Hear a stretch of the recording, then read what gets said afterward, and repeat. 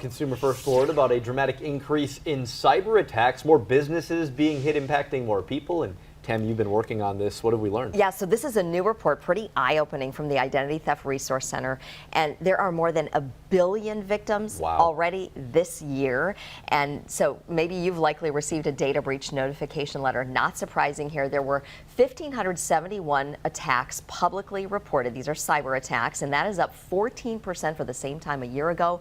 The National Nonprofit Identity Theft Resource Center finds these trends from 2023 that led to a record-breaking year. They are continuing into 2024. So take a look at the top 5 data breaches so far this year with the most victims. Ticketmaster at the top. We've been following that.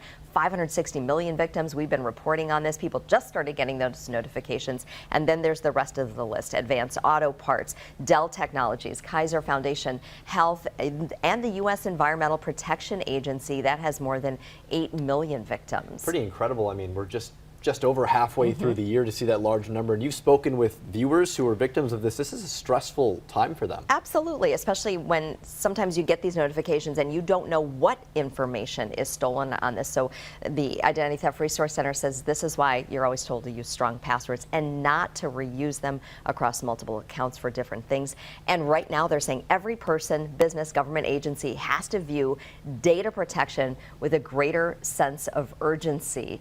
And tonight in my Consumer First Alert, I'll tell you the piece of personal information that I know is in your wallet and mine right now that hackers are targeting. Information that everyone can learn and be better off from. So I look forward to that story as well. Time now to